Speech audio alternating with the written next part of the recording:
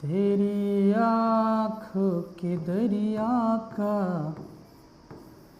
उतरना भी जरूरी था, मोहब्बत भी जरूरी थी, बिछड़ना भी जरूरी था।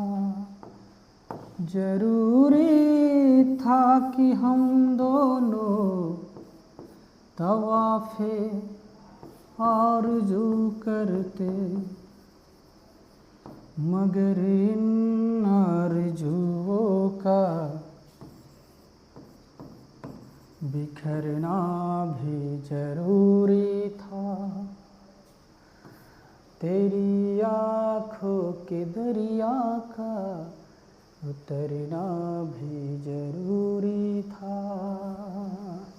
जय हिंद दोस्तों, स्वागत है आपका हमारे YouTube channel dream job with Ankit. तो दोस्तों, हम MS वर्ड के इस वीडियो में क्वेश्चन डिस्कस करने वाले हैं। इसमें हमने 50 क्वेश्चन रखे हुए हैं।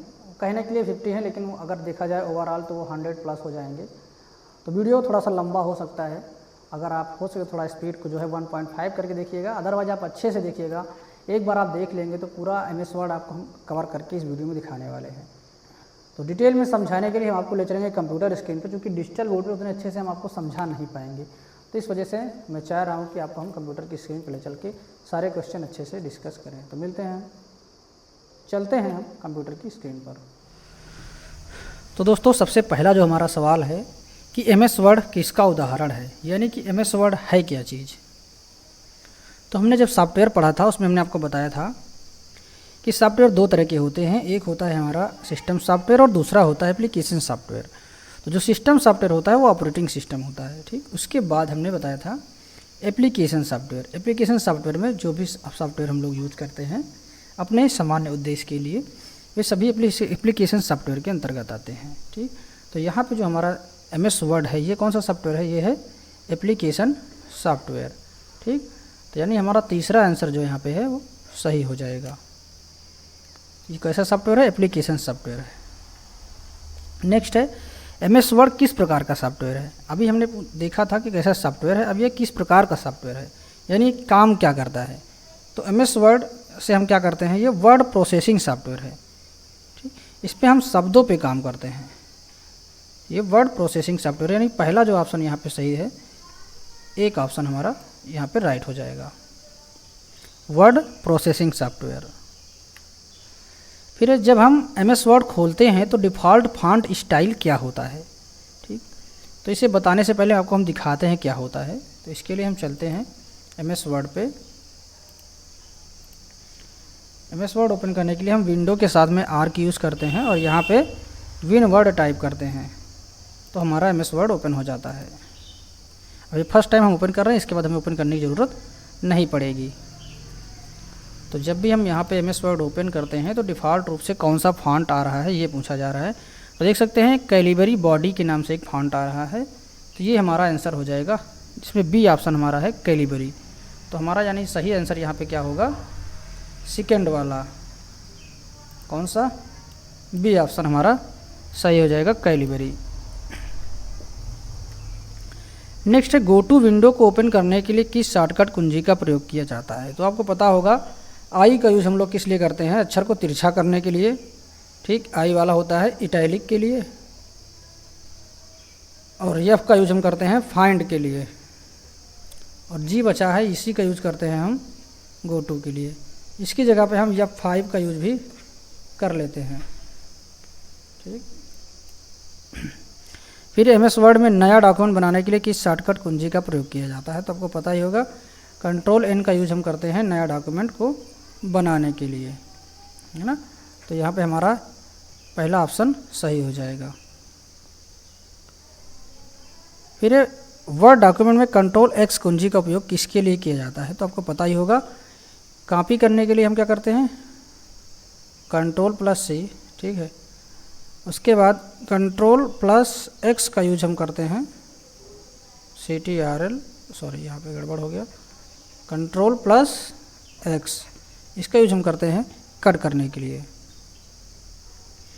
फिर MS वर्ड में डॉक्यूमेंट ओपन करने के लिए कौन सी शॉर्टकट की है।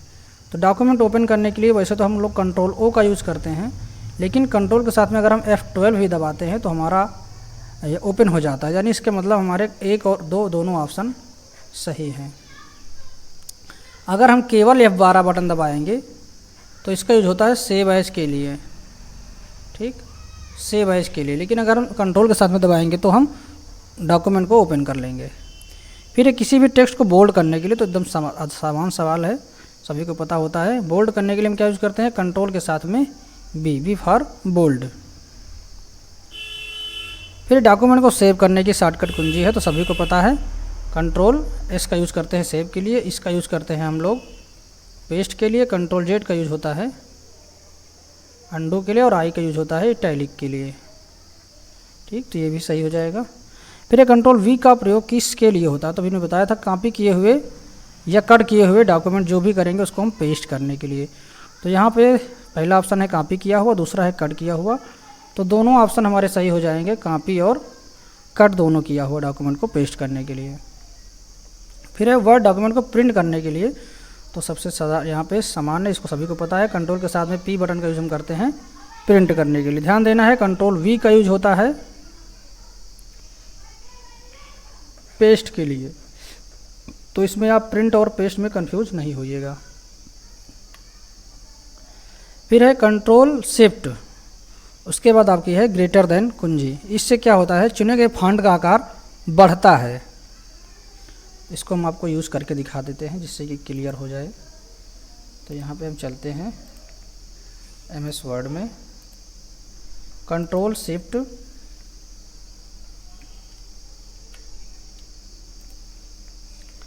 ठीक, जैसे यहाँ पे मैंने लिखा ड्रीम, ठीक, अब इसको हमने सेलेक्ट कर लिया है। अब हम कंट्रोल शिफ्ट के साथ में ग्रेटर देन एरो का यूज़ करते हैं, तो देखते हैं यहाँ पे फॉन्ट बढ़ता चला जाता है। जैसे हम लेस देन का करेंगे तो फॉन्ट छोटा होता चला जाएगा। तो हमारा जो सही आंसर हो जाएगा, चुने गए फॉन्ट के आकार को बढ़ाता है, एक ऑप्शन हमारा सही हो जाएगा। ठीक है, नेक्स्ट क्वेश्चन है F12 क्या खोलती है। अभी हमने बताया था F12 से क्या होता है, save as dialog box open होता है। तो हमारा यहाँ पे कौन सा ऑप्शन सही हो जाएगा, पहला ऑप्शन सही हो जाएगा, सेव एज डायलॉग बॉक्स। फिर है प्रिंट प्रीव्यू के लिए किसका प्रयोग किया जाता है। प्रिंट प्रीव्यू के देखने के लिए कंट्रोल के साथ में हम F2 बटन दबाते हैं, तो इससे प्रिंट प्रीव्यू हमारा ओपन हो जाता है, जिससे पता चलता है कि क्या प्रिंट होने वाला है। ठीक है, कैसा प्रिंट होगा, पेज में कोई जो हमने प्रिंट करने जा रहे हैं वो कट तो नहीं रहा है, ये सब हम कंट्रोल F2 के साथ में देख पाते हैं। अगर आपको ये भी चेक करना है तो चलिए हम आपको ये भी दिखा देते हैं। तो हम यहाँ पे कंट्रोल के साथ में F2 बटन दबाएंगे तो देखेंगे ये प्रिंट प्रीव्यू हमारा खुल के आ गया है। नए वर्जन में क्या होता है, प्रिंट प्रीव्यू का ऑप्शन नहीं दिखाता है, लेकिन देखिए यहाँ पे ये प्रिंट प्रीव्यू आ चुका है। पुराने वाले में प्रिंट प्रीव्यू अलग से लिख के आता था, नए वाले में ऑटोमेटिक जब भी हम कंट्रोल P करेंगे तो भी वही आएगा, प्रिंट प्रीव्यू करेंगे तो भी वही आएगा। अभी देखिए कंट्रोल P कर रहे हैं तो भी वही आ रहा है, और हम कंट्रोल के साथ में F2 बटन दबा रहे हैं तो भी आ रहा है। 2007 वाले जो वर्जन थे उसमें प्रिंट प्रीव्यू अलग से आता था। ठीक है, तो इसका सही आंसर होगा कंट्रोल के साथ में F2। हम चलते हैं नेक्स्ट क्वेश्चन की तरफ। पैराग्राफ को पहले स्थान से हटाए बिना एक स्थान से दूसरे स्थान पर ले जाने के लिए किस विकल्प का उपयोग किया जाता है। Move, rotate, cut paste, copy paste. तो सवाल क्या कह रहा है, एक स्थान से हटाए बिना, यानी एक जगह से आपको हटाना नहीं है, वहाँ तो रहेगा ही, दूसरी जगह पे भी लेके चला जाना है। तो उसके लिए क्या करना पड़ेगा। अब मैनुअल रूप से पैराग्राफ लाने के लिए हम यूज़ करते हैं इक्वल टू रैंड, ब्रैकेट शुरू और बंद। जैसे इंटर करते हैं एक पैराग्राफ हमारे पास आ जाता है। अब इसमें से मान लो मैं नीचे वाले पैराग्राफ को इसको कॉपी करके यहाँ से हमको हटाना नहीं है, देखिए ये हमने रेड किया, इसके बाद हम कॉपी करते हैं, इसको कॉपी करके हमको नीचे पेस्ट करना है। तो हम कैसे करेंगे, तो इसका मतलब क्या हुआ, यहाँ पे हमने हटाया नहीं और नीचे पेस्ट कर दिया, तो इसको बोला जाएगा कॉपी। लेकिन अगर इसको हम यहाँ से, अब हम दूसरे कलर से कर देते हैं, यहाँ से हम उठाएं और उठ के ये दूसरी जगह चला जाए, पहले स्थान पर ना रहे, तो उस केस में हम बोलेंगे कट। तो यहाँ पे हमारा जो सवाल है वो क्या होगा, कॉपी एंड पेस्ट, बिना पहले स्थान से हटाए हुए दूसरे स्थान पर रखेंगे तो कॉपी पेस्ट बोला जाएगा, अगर उस स्थान से हटा के रखना है दूसरे स्थान पर तो कट पेस्ट बोला जाएगा। ठीक है, तो यहाँ पे हमारा सही आंसर हो जाएगा कॉपी एंड पेस्ट, यानी कि चौथा ऑप्शन हमारा यहाँ पे सही हो जाएगा। फिर है ओपन डायलॉग बॉक्स खोलने के लिए, अभी इसके पहले ही बताया गया था, कंट्रोल के साथ में हम F12 बटन दबाते हैं और कंट्रोल के साथ में O बटन दबाते हैं। ठीक, यहाँ पे शिफ्ट के साथ लिखा है, इस वजह से ये सही नहीं होगा। फिर है क्लिपबोर्ड की सामग्री कब तक समान रहती है। क्वेश्चन है क्लिपबोर्ड की सामग्री कब तक समान रहती है। तो कब तक समान रहेगी, जब अन टेक्स्ट को कॉपी करते हैं, अन टेक्स्ट को कट करते हैं, अन कंप्यूटर को शट डाउन और रिस्टार्ट करते हैं, इनमें से सभी कब तक समान रहती है।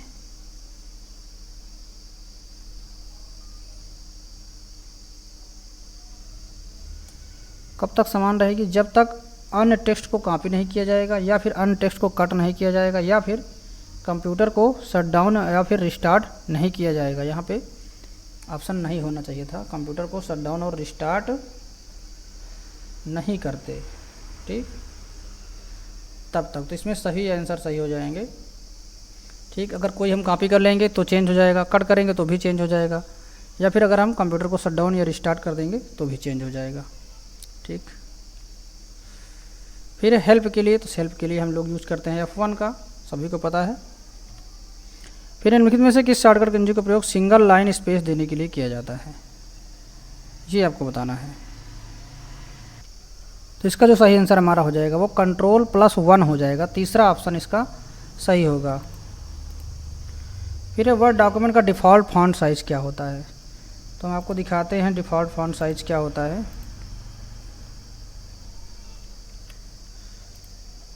देखिए बाय डिफ़ॉल्ट ये 11 फॉन्ट आता है, तो इसका सही आंसर हो जाएगा 11, यानी दूसरा ऑप्शन हमारा सही है। फिर टेक्स्ट को अंडरलाइन करने के लिए, तो सभी को पता है अंडरलाइन करने के लिए Ctrl+U का यूज़ किया था, तो तीसरा ऑप्शन हमारा एकदम सही हो जाएगा। फिर नेविगेशन पेन खोलने के लिए शॉर्टकट कुंजी क्या है, तो नेविगेशन का मतलब होता है कहीं पे जाने के लिए, तो जाने के लिए हम यूज़ करते हैं Ctrl+G का यूज, तो हमारा चौथा ऑप्शन एकदम सही हो जाएगा। गो टू का यूज़ करते हैं Ctrl+G का यूज़ करके। अंडू के लिए आपको पता ही होगा Ctrl+Z का यूज़ करते हैं हम अंडू के लिए, और Ctrl+Y का यूज़ करते हैं रीडू के लिए, Ctrl+P का यूज़ करते हैं प्रिंट के लिए। फिर माइक्रोसॉफ्ट वर्ड खोलने के लिए हमें रन डायलॉग बॉक्स में क्या टाइप करना होता है, अभी मैंने आपको बताया था winword टाइप करना होता है, तो इसका सही आंसर हो जाएगा winword.exe। आप exe चाहे टाइप करें चाहे ना करें, लेकिन winword आपको टाइप करना पड़ेगा। फिर जब आप वर्ड में पहली दस्तावेज़ फाइल बनाते हैं तो डिफ़ॉल्ट फाइल का नाम क्या आता है, ये आपको बताना है। तो चलिए हम देखते हैं क्या आता है। अभी हमने फ़ाइल खोली हुई है, देखिए document1 के नाम से फ़ाइल खुली हुई है, document1 के नाम से। तो यहाँ पे हमारा जो पहला सही आंसर हो जाएगा वो हो जाएगा document1, यानी दूसरा ऑप्शन हमारा सही हो जाएगा। फिर एक फीचर जो समान स्पेलिंग त्रुटियों को स्वचालित रूप से सुधारती है उसे क्या कहा जाता है। ठीक है, इसको बोलते हैं ऑटो करेक्ट, तो तीसरा ऑप्शन यहाँ पे हमारा सही हो जाएगा ऑटो करेक्ट। Ctrl+Y का भी बताया गया, Ctrl+Y का यूज़ हम लोग रीडू के लिए करते हैं, तो पहला ऑप्शन सही होगा। फिर चयनित टेक्स्ट पर थिसारस चेक करने के लिए किसका यूज़ किया जाता है, तो हम शिफ्ट के साथ में F7 बटन दबाते हैं थिसारस चेक करने के लिए। चलिए देखते हैं कैसे चेक करेंगे। तो यहाँ पे हमने वर्ड लिखा है, ठीक, इस पे हम मान लो कोई एक मीनिंग ले लेते हैं, जैसे कि चेंज हो गई, इसको हमने सेलेक्ट कर लिया। अब हम शिफ्ट के साथ F7 बटन दबाते हैं, अब देखेंगे यहाँ पे थिसारस ओपन हो गई है, जो कि इसकी अल्टरनेटिव मीनिंग बताएगा। यहाँ पे देख सकते हैं, ठीक, नाउन, वर्ब, इस तरह की काफ़ी सारी मीनिंग यहाँ पे आपको सजेस्ट करेगा। तो शिफ्ट के साथ में F7 बटन दबाते हैं थिसारस के लिए, और केवल F7 हम करते हैं स्पेलिंग चेक करने के लिए। फिर किसी दस्तावेज में पृष्ठ के शीर्ष को क्या कहा जाता है। दोस्तों कुछ तकनीकी समस्या की वजह से इसके आगे का पार्ट हम नेक्स्ट वीडियो में देखेंगे। बाकी आपको वीडियो अच्छा लगा तो लाइक करिए, चैनल पर नए हैं सब्सक्राइब नहीं किया सब्सक्राइब कर लीजिए, और कुछ पूछना है तो आप कमेंट बॉक्स में कमेंट करके पूछ सकते हैं। मिलते हैं हम नेक्स्ट वीडियो में, तब तक के लिए बाय, टेक केयर, जय हिंद, वंदे मातरम।